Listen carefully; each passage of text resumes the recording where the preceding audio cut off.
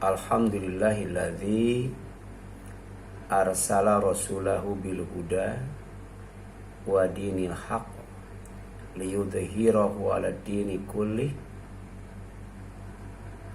walau karihal musyrikun.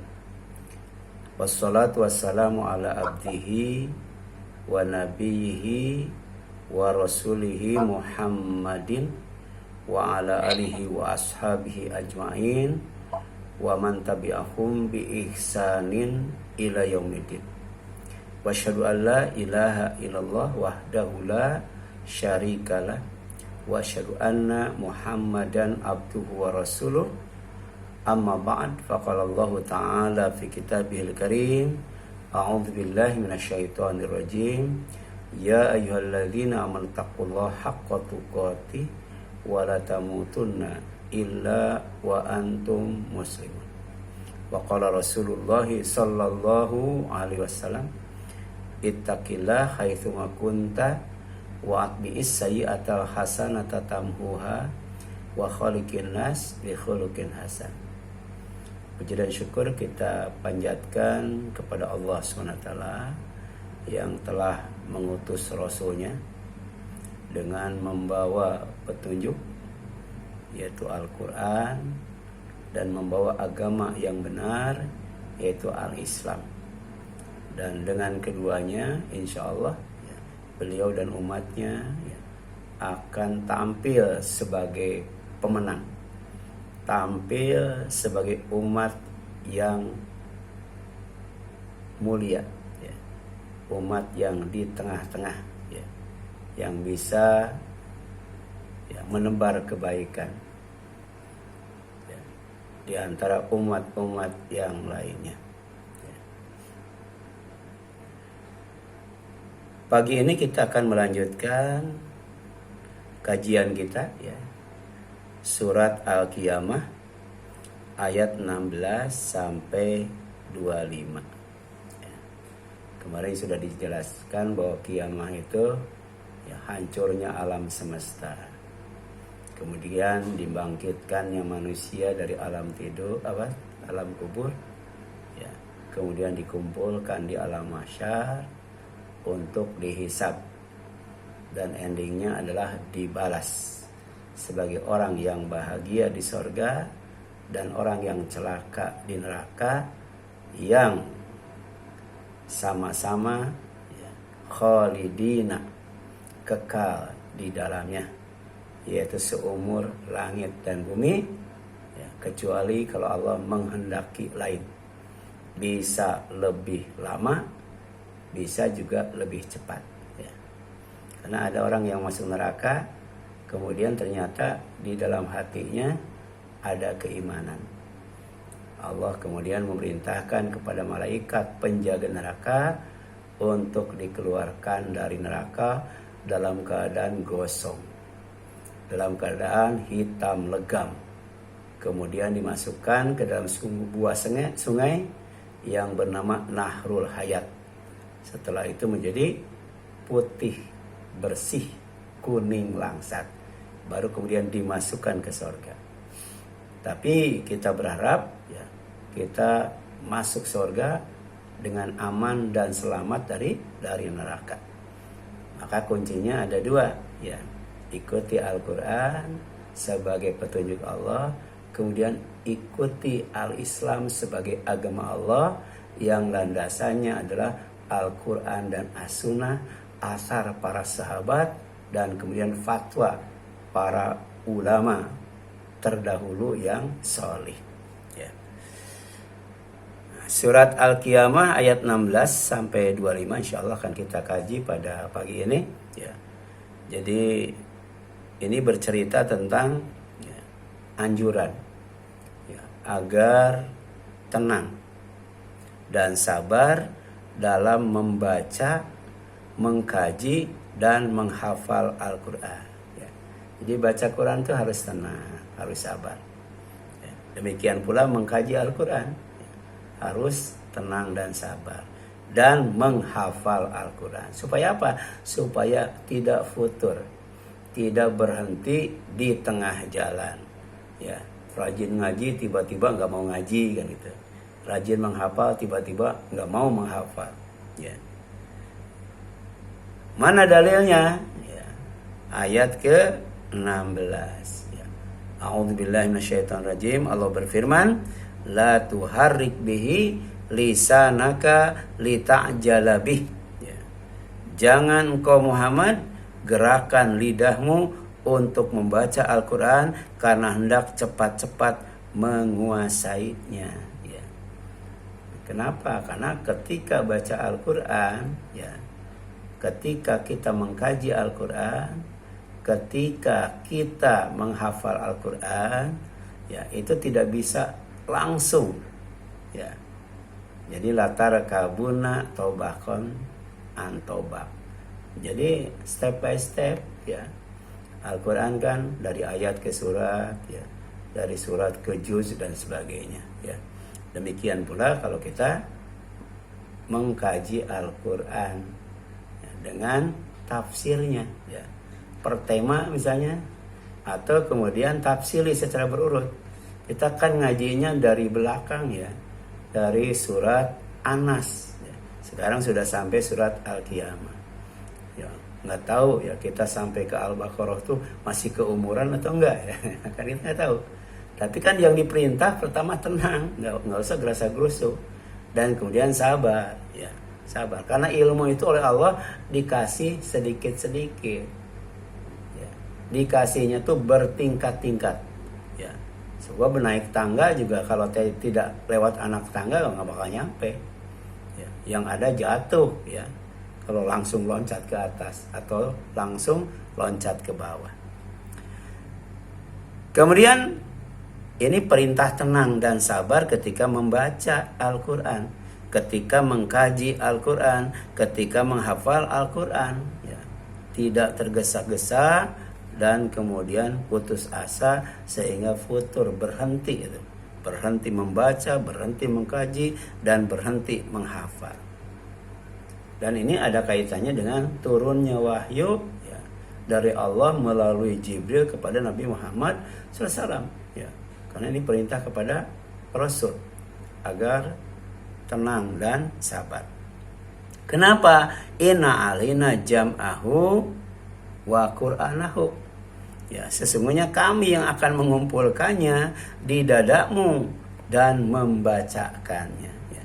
Karena Rasul kan tidak bisa baca, maka wahyu langsung dimasukkan ke dalam hatinya. Dan caranya, ya, adalah dengan dibacakan oleh Jibril.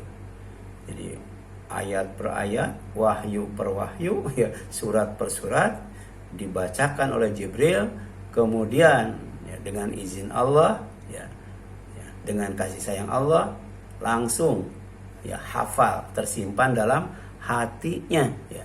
Baik bacaannya, ya, pemahamannya, ya, demikian pula hafalannya. Begitu dibaca langsung hafal.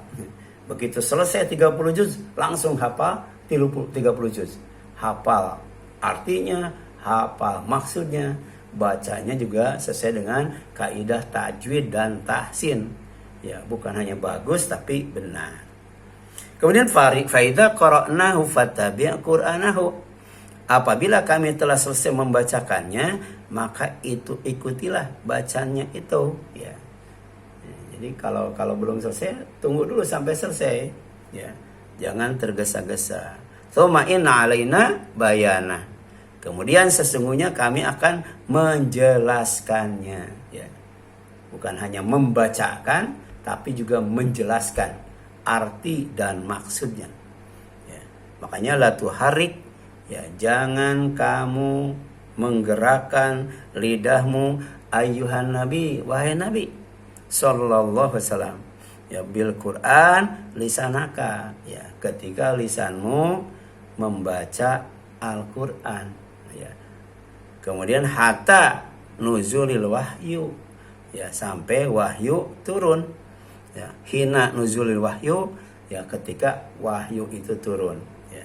Jadi jangan dulu, ya, menggerakkan lisan untuk membaca Al-Quran, ya, mengikuti, ya, bacaan Jibril. Tunggu sampai Jibril selesai membacakannya, ya, sampai wahyu turun semuanya. Kemudian ya li ajli ya, anta ta'ajjala ya bihifdihi, karena engkau ingin segera menghafalnya, ya. Rasul itu dikasih daya hafal yang luar biasa. Jadi walaupun daya hafal kita kuat, ya, tetap kita harus tenang, harus sabar, ya. Jadi kalau bisa dahulukan tajwidnya dulu, ya, baru kemudian hafal. Jadi jangan sampai hafal tapi tajwidnya salah, ada yang begitu, ya. Dia hafal tapi ketika jadi imam ternyata bacaannya berantakan, ya, baik tajwidnya maupun tahsinnya, ya. Kalau dulu sebenarnya bukan tahsin tapi qiraat, ya. Belajar quro dulu itu. Belajar jadi qori. Kalau sekarang kan murotal, ya. Kenapa? Makhofatan ya atafal an yatafallat minka, karena engkau khawatir akan lepas darimu, ya. Takut kalau kemudian hafalannya hilang. Enggak. Karena yang menjamin hafalan itu ada di dalam hati Nabi, Al-Quran berkumpul, ayat-ayatnya, surat-suratnya, juz-juznya dalam hati Nabi adalah Allah, ya. Inna alaina jam'ahu fi sodrika. Sesungguhnya kamilah yang akan mengumpulkannya dalam dadamu agar engkau tidak lupa, ya. Ini menjelaskan bahwa ternyata yang ada dalam hati kita itu bukan hanya ilmu saja, bukan hanya iman saja, bukan hanya cahaya saja. Al-Quran juga harus ada di dalam hati kita semampunya, ya. Minimal juz 30 ada dalam hati kita, atau minimal ya berapa tuh dari 11 ayat terakhir, ya, dari mulai wailul likulli humazah sampai kemudian qul a'udzu birabbil nas, minimal itu hafal ada di dalam hati kita, ya. Jangan sampai kemudian hati kita kosong dari Al-Quran, ya. Karena Al-Quran itu cahaya, akan menerangi hidup kita supaya hidup kita terang terus dan terus terang. Nggak ada kebohongan, kedustaan di dalamnya, ya. Kemudian yang selanjutnya, usahakan dihafal setelah dibaca dan dikaji, ya. Bisa semampu kita, ya. Tadi tenang, sabar, jangan kemudian gerasa gerusu dan putus asa. Hafal terus, ya. Dan untuk menghafal itu, ya, dan mengkaji itu perlu yang namanya murojaah atau tadarus, ya. Diulang kaji itu, ya. Diulang kaji. Jadi ada kalanya ya ayatnya beda yang kita kaji, tapi kemudian isinya sama dengan ayat-ayat yang terdahulu. Itu sengaja, ya. Supaya apa? Supaya ya ilmu kita, pemahaman kita melekat dalam hati kita. Bahkan para sahabat itu nggak mau mindahin ke ayat lain kalau belum diamalkan, ya. Sebab kalau belum diamalkan itu daya hafalnya, daya ingatnya itu nggak sekuat ketika diamalkan, kan. Nah, tempatkan dan simpan Al-Quran itu sebagai cahaya dan petunjuk. Cahaya supaya terang, petunjuk supaya sampai kepada tujuan. Ya, kan kita punya tujuan, punya cita-cita, punya keinginan, punya kebutuhan, supaya semuanya oleh Allah, ya, dipenuhi. Maka tadi simpan Al-Quran dalam hati itu sebagai cahaya dan sebagai petunjuk, ya. Jadi kalau di dalam hati kita ada petunjuk, yaitu Al-Quran, insya Allah hidup kita aman, bahagia, sukses dan selamat. Thumma antaqra'ahu bilisanika mata syi'ta, dan kami pula yang akan memudahkanmu untuk membacanya kapan engkau mau, ya. Jadi Allah mudahkan. Kita kan selalu berdoa, Allahumma yassirli lil yusra, ya Allah mudahkan untukku kemudahan yang paling mudah. Dan ternyata Al-Quran itu ya Allah mudahkan, bukan sekali dua kali, berkali-kali. Jadi 30 juz itu sebenarnya ya gampang untuk dihafal kalau Allah kasih kemudahan, ya. Itu ada lembaga tahfidz, ya, yayasan yang bergerak di bidang tahfidz. Ada anak 3 bulan sudah hafal 30 juz ya. Kita bertahun-tahun sudah berapa juz, Bu? Ya. Ya. Jadi dimudahkan oleh Allah. Bahkan ada orang yang otaknya rusak tapi bisa hafal 30 juz. Ya, lengkap dengan apa? Dengan tata letaknya di mana, halaman mana ya. Di atas, di bawah, kiri, kanan. Oh, luar biasa itu. Ya, padahal belum sekolah. Namanya apa? Naza ya. Dan kemudian ibu yang membimbingnya itu sudah meninggal dunia. Oh, luar biasa tuh jasanya ya. Ya. Demikian pula dengan Musa. Musa belum bisa baca Quran. Tapi setiap jam 3 dini hari dia bacakan Al-Quran. Ya. Jadi si Musa dibangunkan, bapaknya membacakan tiap malam. Begitu ada acara ya, hafid ya, di mana tuh di Trans TV di mana itu? Ya. Itu dia sudah hafal 29 juz barangkali. Tidak sekolah, belum bisa baca tulis ya. Dan Nabi juga termasuk yang tidak bisa baca tulis, tapi punya kelebihan. Daya ingatnya luar biasa, ditambah Allah mudahkan, bukan untuk membacanya saja, tapi juga untuk memahami dan menghafalkannya serta mengamalkannya, mengaplikasikannya dalam kehidupan sehari-hari. Oleh karena itu berdoa kepada Allah agar diberi kemudahan dalam membaca Al-Quran, diberi kemudahan dalam mengkaji Al-Quran, dan diberi kemudahan untuk menghafalkan Al-Quran, serta diberi kemudahan untuk mengamalkan Al-Quran. Jadi faida qara'ahu alaika Rasuluna Jibril fastami li qiraatihi wansit lahu ya. Jadi maka apabila Rasul kami yaitu Jibril juga Rasulullah membacakannya kepadamu, dengarkanlah dengan seksama dan diamlah. Ya. Jadi kalau Al-Quran dibaca dengan jahar, pertama dengarkan, yang kedua diam. Ya.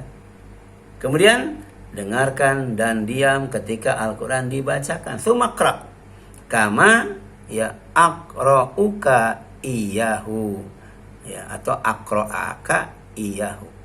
Setelah itu bacalah sebagaimana ia membacakannya kepadamu. Ini tafsir Al-Muyassar ya. Kemudian ikuti setelah dibacakan dengan sempurna ya. Kalau mengikuti kan enggak bareng, apalagi mendahului. Kalau mengikuti dari belakang ya. Jadi kalau sudah selesai baru ikuti baca yang dibacakan oleh Jibril atau oleh guru ya. Kemudian tsumma inna alaina taudih mastakala ya ma ashkal alaika fahmahu min ma'anihi wa ahkamihi ya. Dan sesungguhnya kamilah yang akan menjelaskan makna dan hukum-hukum yang belum engkau pahami. Makanya adab ketika kita baca Al-Quran, mengkaji Al-Quran itu, kalau sudah jelas arti dan maksudnya amalkan. Tapi kalau belum jelas, imani sambil terus mengaji dan mengkaji serta memahami. Ya. Sebab ternyata kan Al-Quran itu bukan untuk masa lalu saja di zaman Rasul, para sahabat dan tabi'in atau ulama salaf. Tapi juga berlaku untuk ya setelah kita sampai hari kiamat. Jadi bisa jadi sekarang belum terungkap arti dan maksudnya, tapi kemudian seiring dengan ilmu dan teknologi, seiring dengan bertambahnya waktu, maka makin banyak kebenaran yang terbukti secara ya ilmiah ya, berdasarkan penelitian ya. Seperti Fir'aun yang disebutkan dalam Al-Quran, terbukti ada. Di Mesir itu Fir'aun yang ditenggelamkan di laut. Kenapa? Karena ternyata ada garam. Ada garam ya, di dalam paru-parunya atau di dalam tubuhnya. Ya. Demikian pula dengan laut yang satu asin, satu tawar. Ada pembatas, itu surat apa? Ar-Rahman. Ada, ya ada. Demikian pula dengan gunung yang warna-warni. Itu gunung warna-warni, sehingga ketika dilihat di atas tuh indahnya luar biasa. Jadi bukan hanya sejuk tapi juga indah, dan itu adalah konsumsi hati Hati itu kan senang dengan yang indah-indah, ya. Kemudian badan senang dengan yang sejuk-sejuk. Allah kasih itu. Ini nyata ya, nyata. Sehingga banyak orang yang beriman ketika ternyata Al-Quran itu bukan omongan Nabi. Ya. Ketika Nabi sedang kesurupan, enggak itu. Tapi Nabi sadar menerima wahyu, dan wahyu itu benar-benar dari Allah, ya. Makanya kalau diteliti secara ilmiah, tidak mungkin itu adalah ucapan Nabi Muhammad SAW. Ketika berbicara ruang angkasa tuh, kan Rasul di padang pasir, masyarakatnya umi, ya. Tapi dia tahu, ya, keberadaan langit sampai kemudian ke Sidratul Muntaha, sampai ke surga itu, ya. Ini luar biasa. Banyak orang yang masuk Islam dapat hidayah, dan itu juga termasuk bagian dari kemudahan, ya, yang Allah berikan kepada orang yang asalnya kafir jadi iman atau mukmin. Kemudian Al-Quran tidak hanya dibaca dengan tartil sesuai dengan kaidah tajwid dan tahsin, tapi juga dikaji dan difahami makna dan hukumnya, ya. Makanya kita tidak hanya belajar tahsin, tidak hanya belajar tajwid, tapi juga kita belajar tafsir itu untuk memahami arti dan maksudnya. Nah, firman Allah Azza wa Jalla, kalla balla tuhibbunal ajilah. Tidak, bahkan kamu mencintai kehidupan dunia, wa tadharunal akhirah, dan mengabaikan kehidupan akhirat. Ini menjelaskan tentang penyebab, ya, kenapa sulit banget, berat banget, ya, dan enggan, malas membaca, mengkaji, dan menghafal Al-Quran. Ya, sebab utamanya adalah cinta dunia, hubbu dunia, ya. Gitu. Sehingga tidak ada waktu untuk membaca, mengkaji, dan menghafalnya. Ya. Kalau lagu-lagu hafal tuh, ya. Nama artis hafal, tapi nama sahabat enggak. Jangankan nama sahabat, nama Nabi juga enggak tahu. Padahal artis-artis dari dulu sampai yang sekarang hafal itu di luar kepala. Nah, itu sebabnya apa? Hubbu dunia, ya, serta melalaikan, mengabaikan, dan meninggalkan akhirat. Bahkan melalaikan, mengabaikan, ya, sholat, zakat, infak, sedekah, saum, silaturahim, serta ibadah dan amal saleh yang lainnya. Jadi awalnya apa? Awalnya males, ya, enggan, berat, sulit untuk baca Quran, ya, mengkaji Al-Quran dan menghafal Al-Quran. Tapi kemudian bukan itu saja, ngerembet kemana-mana sampai malas ibadah dan amal soleh, malas sodako, malas zakat, malas infak, malas saum, malas sholat, ya, itu. Kemudian penyebab lainnya, ya, adalah menganggap bahwa hari kebangkitan dan hari pembalasan itu tidak ada, bohong, dongeng belaka, ya. Dalam Al-Quran asatirul awwalin, bohong, bullshit itu mah dongeng tempo dulu, ya, yang disampaikan turun temurun, ya. Jadi nggak ada bedanya dengan sang kancil, ya, sakadang monyet, sakadang buaya kalau orang Sunda, ya. Dulu saya paling seneng itu kalau ada paman dari kampung kemudian berkunjung ke rumah, itu tidurnya sama saya, tapi selalu, ya. Jadi saya didongengin cerita-cerita tadi kan, si kawayan, ya, itu. Tapi kemudian sebenarnya bisa kita arahkan, kita ganti, ya, sang kancilnya itu dengan, misalnya, ya, dengan kisah para nabi, kisah para sahabat, kisah para syuhada, kan luar biasa, ya. Nah, kemudian yang selanjutnya, laisal amru kama za'amtum ma'syara al-musyrikin. Jadi bukan seperti yang kalian sangka, wahai kaum musyrikin, an la ba'sa wala jaza. Ya, jadi mereka menyangka tidak ada itu kebangkitan, apalagi yang namanya pembalasan, ya. Jadi bangkit, dihidupan kembali dari kematian saja nggak ada, apalagi sampai kemudian, ya, ada pembalasan. Padahal dalam akidah Islam mati itu baru koma, ya. Nah, mereka meyakini kalau sudah mati habis perkara. Makanya ketika dibangkitkan dari kematian, baru dia menyadari bahwa apa yang difirmankan Allah itu benar, apa yang dijanjikan Rasul itu benar. Ya wailana mamba'atsana min marqadina. Ini perkataan orang kafir, ya. Ketika dia menyesal, ya. Bahkan mengakui kebenaran Al-Quran dan Al-Hadis. Siapa yang telah membangunkan aku dari tempat tidur aku, celaka aku, binasa aku, kan begitu, ya.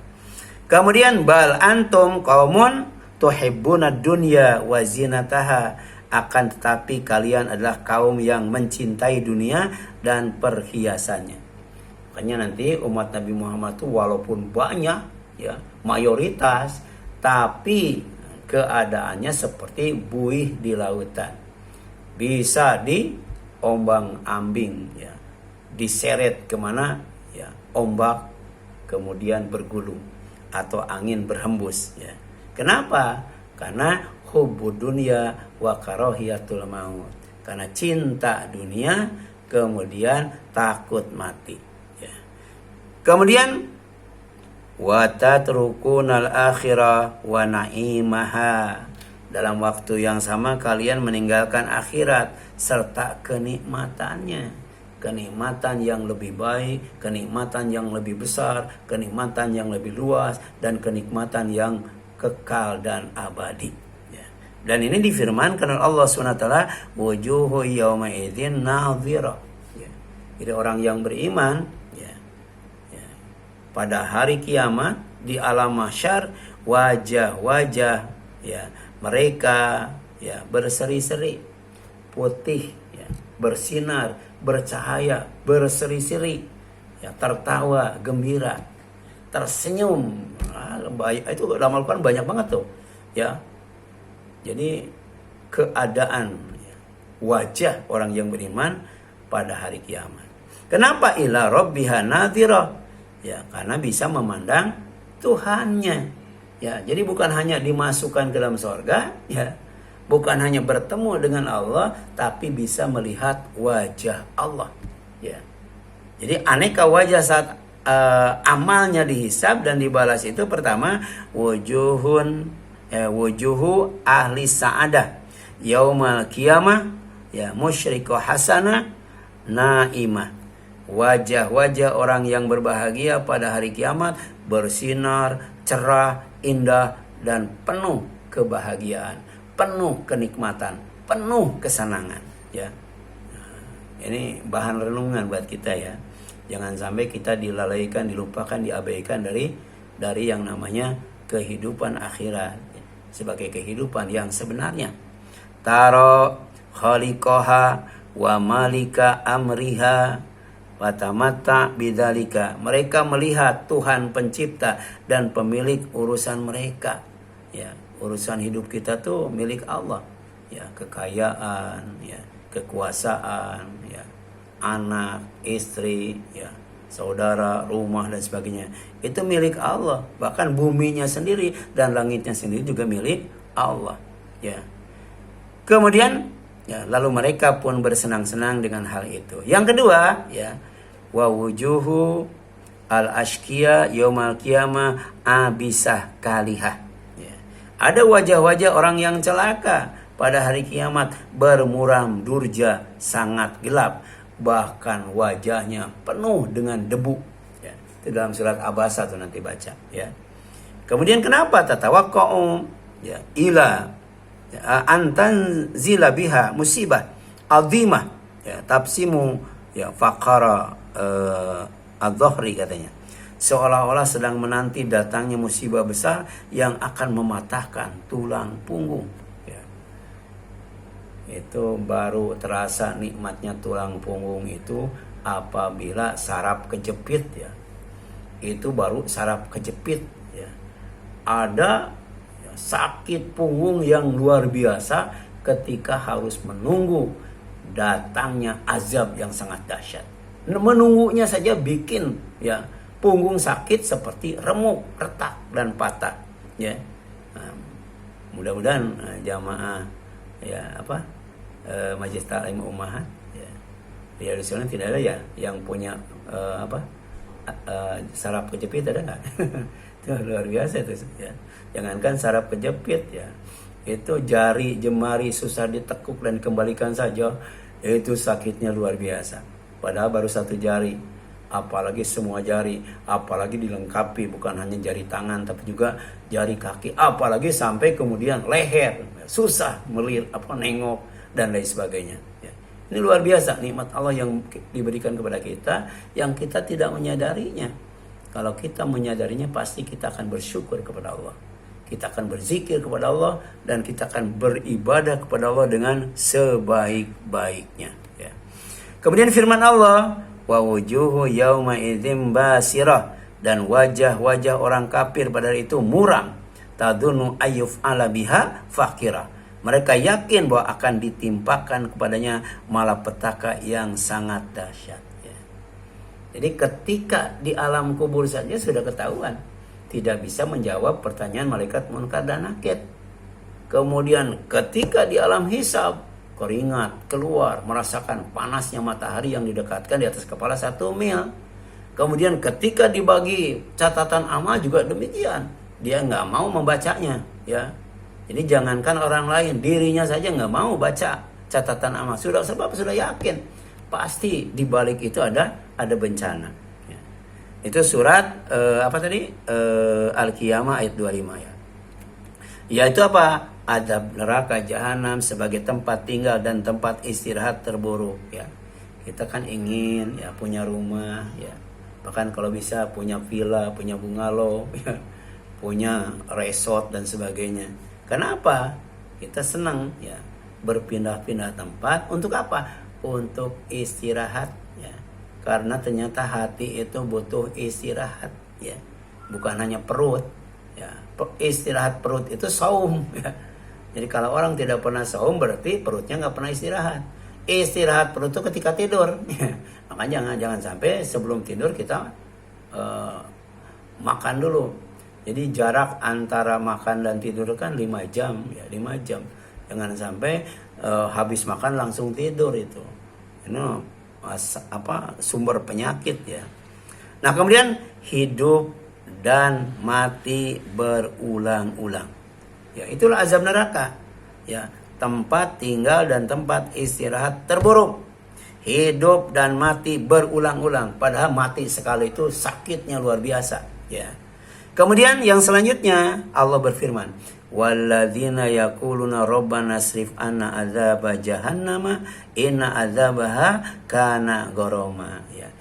Ini doa hamba Allah. Ya. Doa ibadur rahman. Ya. Kalau kita mau dicatat sebagai hamba Allah yaitu ibadur rahman dan ingin mendapatkan rahmat Allah, jangan tinggalkan doa ini. Apa doanya? Rabbana srif anna adzaba jahannama inna adzabaha kana gharama. Ya. Ketika sujud silakan, selesai ibadah dan amal soleh juga silakan. Ketika hari Jumat banyak doa ini ya di samping sholawat. Kenapa? Inna saat mustaqarra wa muqama.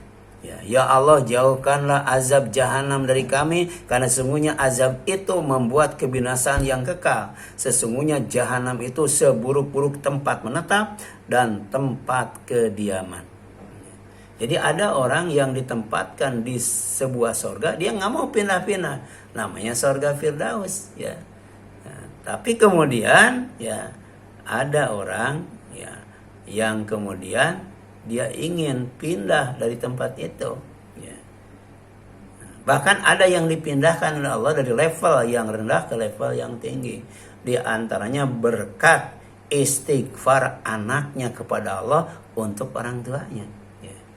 Jadi semakin banyak anak istighfar kepada orang tuanya, semakin banyak anak itu melanjutkan ibadah dan amal soleh orang tuanya, maka surganya levelnya semakin tinggi. Ya. Kan surga tuh ada sampai 100 tingkat kan. Jadi bisa jadi bapak kita tuh ada di tingkat 2 misalnya. Tapi karena kita sering istighfar, terus apa yang bapak ibu lakukan waktu hidupnya berupa ibadah dan amal soleh, rajin zakat, rajin infak, rajin ke masjid, rajin ngaji, diteruskan. itu kebaikannya mengalir terus tuh. Ya, anaknya dapat kebaikan, orang tua juga dapat kebaikan. Kenapa? Karena anak itu hasil usaha orang tua. Usaha itu bisa rugi, bisa untung, bisa balik modal, tergantung ya, anak yang diusahakannya. Ya. Kemudian yang selanjutnya, berlindung kepada Allah, jaga iman dan amal soleh, serta jauhi maksiat agar aman dan selamat dari azab neraka jahanam. Ya, apa tadi? Jaga iman, berlindung kepada Allah, beramal soleh, jauhi maksiat, insya Allah aman dan selamat dari azab neraka jahanam. Jadi innahu, sesungguhnya, mayati robbahu, siapa saja yang datang menghadap Allah mujriman dalam keadaan membawa dosa, fa inna lahu jahannam, maka sesungguhnya baginya neraka jahanam, la yamutu fiha wa la yahya, ya, dia tidak mati di dalamnya dan tidak hidup selama dosanya masih ada. Jadi disiksa aja terus, disiksa mati, dihidupkan lagi karena dosanya masih ada, disiksa lagi karena dosanya masih ada, dihidupkan lagi, mati hidup berulang kali. Kalau mati bawa dosa, makanya gunakan waktu yang tersisa buat kita yang tidak tahu tinggal berapa lama lagi untuk apa? Untuk bertobat dari dosa dan maksiat. Wa may ya'tihi, sebaliknya orang yang datang menghadap Allah mukminan dalam keadaan iman, bawa iman, qad amila sholihat, dan bawa amal soleh. Jadi dia beriman dan waktu di dunianya dia beramal soleh, faulaika lahumud darajatul ula, maka dia akan mendapatkan ya, derajat, kedudukan, tingkat yang paling tinggi. Ya, apa itu? Jannatu Aden, ya, surga Aden. Jadi surga Aden itu adanya di tingkat yang paling tinggi, didapat oleh orang yang pertama mati tidak bawa dosa, mati bawa iman, mati bawa amal saleh. Apa itu Jannatu Aden? Tajri min tahtihal anhar khalidina fiha. Ya, dari bawah surga itu mengalir berbagai macam sungai yang kekal di dalamnya. Itu surga. Di atasnya ada arasy. Aras itu adanya di atas air. Jadi di atas air, di bawah air. Kemudian banyak sungai yang mengalir. Wah, ademnya luar biasa. Sejuknya luar biasa. Dzalika jazaa'u man tazakka. Dan itu adalah balasan bagi orang yang melakukan tazkiyah. Tazkiyah itu mensucikan diri. Pertama mensucikan lahir dengan apa? Dengan toharo, ya. Wudu, mandi, tayamum, kan itu ya. Kemudian mensucikan batin dengan apa? Dengan taubat. Kalau kita rajin toharo dan taubat sampai ya lahir kita suci, bersih, batin kita suci, bersih, insya Allah dicintai oleh Allah. Kenapa? Karena Allah tuh yuhibbut tawabina wa yuhibbul mutatahhirin. Suka sama orang yang selalu taubat dan selalu toharo. Ya, sehingga suci dan bersih lahir dan batinnya. Wallahu a'lam.